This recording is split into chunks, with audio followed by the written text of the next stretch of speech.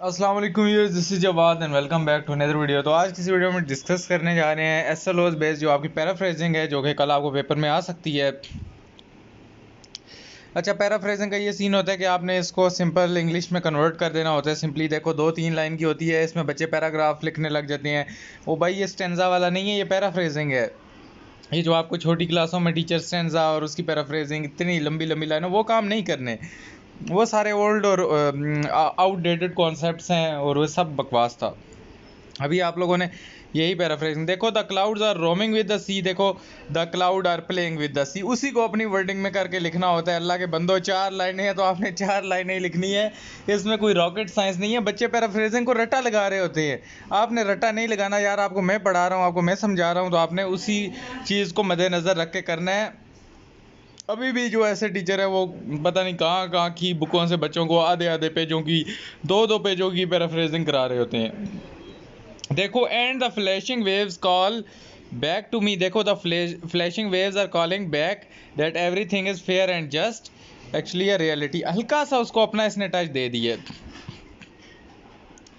देखो, the not is the real but what is the fair that everywhere and everywhere a glory lived through disappear. इसमें वो कहता है the reality lives everywhere in the world, also there is a hopelessness but glory and despair live side by side. इसका मतलब है कि कभी खुशी कभी गम, कभी आपको उम्मीद छोड़ देते हो, फिर आपको उम्मीद आ जाती है, और ये सब कुछ है। उम्मीद है पैराफ्रेजिंग में अभी आपने रट्टा नहीं लगाना, बस एक बार इसको समझ लो और इसको अपनी वर्डिंग में 2-3 सिंपल इंग्लिश में इसको लिखने को पैराफ्रेजिंग कहते हैं, बस। इसके बाद पैराफ्रेज का जो दूसरा स्टेंस है, ये पहले वाला कर लो, दूसरे वाले the needy boughs and the brown knobby nuts trodden into the द ग्राउंड, ये नई बुक से है। The kind and friendly trees where all the day wind sound. अब देखो, ये पॉइंट कर रहा है branches of the tree and the bones cones are crushed under the feet. वो कहता है कि हमारे पास जो ब्रांचेस ऑफ द ट्रीज हैं और उसके बाद जो बाउन कोन्स हैं, ये पाँव के नीचे रौंदी जाती हैं। और उसके बाद the trees are very kind and friendly. वो कहता है कि जो दरख्त होते हैं वो बहुत अच्छे होते हैं और बड़े फ्रेंडली होते हैं। ये देखो, the kind and friendly trees यहाँ से लिए। उसके बाद where all the day winds a small wind sound, when the wind passes through the tree the rustling sound is produced in the tree। जब उनके साथ हवा टकराती है तो एक खूबसूरत सी आवाज़ पैदा होती है। अच्छा, यहाँ पे जो अगली पैराफ्रेजिंग है, इसमें कहता है wail not precious chances passed away, weep not golden ages on the wane, each night burn the records of the day, at sunshine every soul is born again. कोई भी पैराफ्रेजिंग आ जाए, देखो आप लोग उसको यूं ही कर सकते हो। देखो, well well not for the precious chances pass away, well का मतलब होता है रोना धोना। वो कहता है don't be upset about the precious chances you or the past you have miss. देखो, इस लाइन का यही तो मतलब बनता है अगर इसको आप अपनी वर्डिंग में लिखो। उसके बाद कहता है कि वीप, वीप का मतलब होता है रोना। Weep not for golden age on the when. वो कहता है कि हमारे पास रोना धोना बंद करो उन अच्छे वक्तों के लिए जो कि आप क्या हो गए हैं, ख़त्म हो गए हैं। For the golden age on the when, कि जो सुनहरी दौर थे जो कि अब ख़त्म हो चुके हैं, उनके बारे में रोना धोना बंद करो। Each night I burn the records of the day. वो कहता है कि each night I remove the records of the day with new sunrise, के नई उम्मीद के साथ वो पुरानी यादें भुला दो और नए दिन की शुरुआत नई चीज़ों से करो। Every soul is born again. वो कहता है कि every soul is born again for new beginning. हर दिन जो आपका होता है उसकी न्यू शुरुआत करो, बजाय पिछली चीज़ों को, यार कल का दिन अच्छा नहीं गुजरा, ये है वो, रोना धोना। So stop this. इसके बाद क्वेश्चन नंबर 4 आता है पैराफ्रेजिंग का। And all day long the sun plays hide and seek with shadows till the multiplying shadows turn to one and the night is there। तो अब इसमें वो यही कहता है कि हमारे पास all the day long the sun, वो कहता है कि plays hide and seek with shadows। वो कहता है in the woods sun and the shadow replace each other throughout the day। ये आपस में क्या करते हैं, कभी हमारे पास सूरज आ जाता है, कभी शेडो आ जाता है, वो सूरज को छुपा देता है। वो कहता है it is like sun and shadows are playing hide and seek with one another.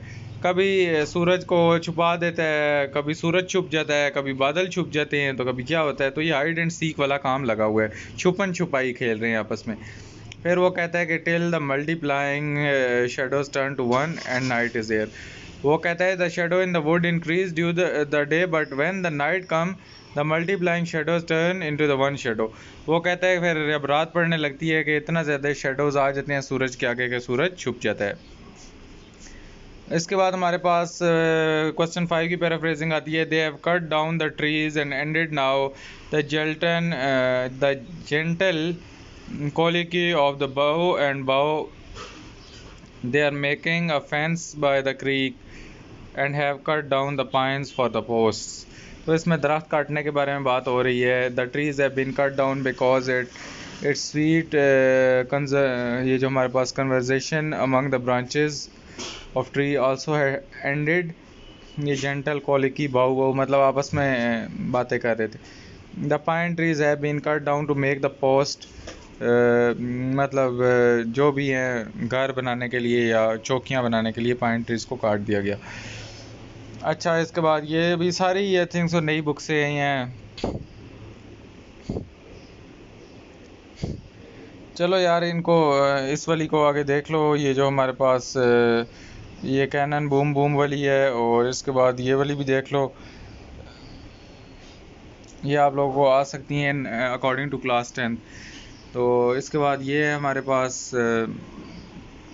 Paraphrasing. इसके बाद ये क्वेश्चन नंबर 9 की पैराफ्रेजिंग है। अगर चाहते हो मैं समझा दूंगा, लेकिन इतनी ज़्यादा इनको डिटेल में वो करने का फ़ायदा नहीं है। मैं अभी आप लोगों को पुरानी बुक से बताता हूँ। सारी इतनी ज़्यादा यहाँ से नहीं आएंगी, कोई एक दो आएंगी। इन पे हम फजूल अपना वो टाइम वेस्ट नहीं कर रहे। अच्छा, यहाँ पे हमारे पास law of like a boy. इसके बाद ये सारी यहाँ पे देख लो। तो स्टेंजा के क्वेश्चन आंसर तो मैं आपको अगले में बताता हूँ। इसमें आप लोगों को अभी मज़ीद पैराफ्रेजिंग बताता हूँ, जो कि आप लोगों को पुरानी बुक से भी तो आनी है। ये तो सारी नई बुक की हैं। अच्छा, इसमें सबसे पहले the most important is the टिज lesson you should read. Very very very important है पेपर पॉइंट ऑफ व्यू से। टिज a lesson you should read, इसका मतलब है कि आप लोगों को लेसन लर्न करना चाहिए। टिज का मतलब इट इज़ होता है, पुरानी इंग्लिश है, शायरी में यूज़ होती थी। ट्राई अगेन, आपने क्या करना है, ट्राई अगेन करना है। If at first you don't succeed try again. अगर आप पहली बार कोई काम करते हो, फेल हो जाते हो, आपने हिम्मत नहीं हारनी, आपने दोबारा कोशिश करनी है। Then your courage should appear, आप लोग का हौसला पैदा होगा। दूसरी बार आप उससे अच्छी करोगे, तीसरी बार उससे अच्छी, और at the end of the day आप वो चीज़ कर लोगे। उसके बाद for if you will preserve you will conquer never fear try again. वो कहता है कि अगर आप कंटिन्यू स्ट्रगल करोगे, आपके रास्ते में डिफ़िकल्टीज़ आएंगी और आप लोगों ने घबराना नहीं है। यू विल कंकर नेवर फियर, आप लोग क्या करोगे, उस चीज़ को फतह कर लोगे, आपने घबराना नहीं है। Try again try again try again, एक दिन ऐसा आएगा जिस दिन आप कामयाब हो जाओगे। अगेन वेरी वेरी इंपॉर्टेंट जो है, आई hair leaves drinking rain, I hair rich leaves on top giving poor beneath, drop after drop, टिज a sweet noise to here this green leaves drinking near. इसमें भी हमारा जो पोइट है वो हमें यही बोल रहा होता है कि आप लोगों ने इसमें गरीब और अमीर लोगों का माशरे में ज़िक्र किया गया है कि शायर ने कहा कि मैंने बारिश गिरते हुए देखा, और जो अमीर लोग थे, मतलब जो टॉप पे लीव्स थे, उन पे वो सारे के सारे गीले हो रहे थे, और जो नीचे वाले पत्ते थे बेचारों पे कतरा कतरा बूंद बूंद गिर रही थी। इसी तरह हमारे माशरे में जो अमीर है अमीर तर होता जा रहा है, और गरीब क्या होता जा रहा है, गरीब तर। बेचारे को फैसिलिटीज़ भी कम मिलती हैं और ये सब कुछ भी। वो कहता है it is a sweet noise to hear the green leaves drinking water near. तो इसमें कहता है कि हमारे पास जो रिच पीपल हैं, कहता है कि वो यही है कि जो पुअर पीपल हैं उनको कतरा कतरा बूंद बूंद करके फैसिलिटीज़ देते हैं ताकि वो कभी रिच ना हो सकें, उन पर डिपेंडेंट रहें। However the music produce by falling rains is soft and sweet. कहता है ये जो म्यूज़िक है, जो कला चल रही थी, ये बड़े मज़े की थी। तो ये अमीर लोगों को ही मज़े की लगती है, आप लोगों को तब चढ़ रही होगी गरीब लोगों को। अच्छा, यहाँ पे रीड द पोएम, इसमें वो कहता है once twice you should fail if you, इतनी ज़्यादा इंपॉर्टेंट नहीं है, लेकिन इसका मैं आपको समझा देता हूँ। आसान है कि आप एक बार या दो बार अगर फेल हो जाओ और उसके बाद आप लोगों ने ट्राई अगेन करना है। If we strive it is no disgrace, मतलब अगर आप लोग स्ट्राइव करते हो, स्ट्रगल करते हो, तो इसमें कोई शर्मिंदगी की बात नहीं। तो वो didn't was win the race, what should you do in that case. कहते हैं बेशक आप रेस ना जीतो, हार जाओ, फिर भी हिम्मत में लगे रहो, लगे रहो, लगे रहो, और आप एक दिन आएगा कि आप सक्सीड हो जाओगे। अच्छा, यहाँ पे अगेन क्वेश्चन नंबर 3 है, तो when the sun come out, ये भी इतनी ज़्यादा इंपॉर्टेंट नहीं है, लेकिन इसको भी मैं आप लोगों को समझा देता हूँ ताकि आप लोग कर लो। इसमें कहता है कि जब सूरज निकलता है, इसमें जो शायर है वो अच्छे दिनों की उम्मीद कर रहा है कि एक दिन ऐसा आएगा जब सारों को चीज़ें बराबर मिलेंगी। And when the sun comes out, after this rain shall stop, a wondrous light will fill each dark round drop. I hope the sun shines bright. It will be a lovely sight. वो कहता है कि हमारे पास जब सूरज निकलता है वो सबको बराबर रोशनी देता है, सब के साथ क्या काम करता है, इंसाफ करता है, तो वो पहले से ज़्यादा शाइन करता है। तो इसमें वो यही कहता है कि डार्क डेज़ के बाद हमारे क्या आते हैं, अच्छे दिन आते हैं, इसलिए आपको उम्मीद और हिम्मत नहीं छोड़नी चाहिए। तो इसकी आप पैराफ्रेजिंग देख सकते हो, बाकी जो भी इसने की हुई है पैराफ्रेजिंग में आपने अपने पास से कोई फजूल चीज़ें नहीं लिखनी, इसको कॉन्टेक्स्ट टू द कॉन्टेक्स्ट ही लिखना है। तो अगेन ये वो वाला आ गया है पैराफ्रेजिंग, ऑलरेडी मैं आप लोगों को इसकी बता चुका हूँ।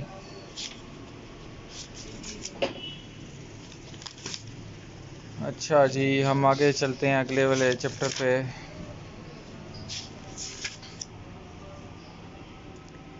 ये विंड वाला है, ये इतना ज़्यादा इम्पोर्टेंट नहीं है, लेकिन इसको देख लो एक बार कि जब हवा या आंधी चलती है तो वो तबाही लेके आती है, डिस्ट्रॉय चीज़ों को करती है जो उसके रास्ते में आती हैं।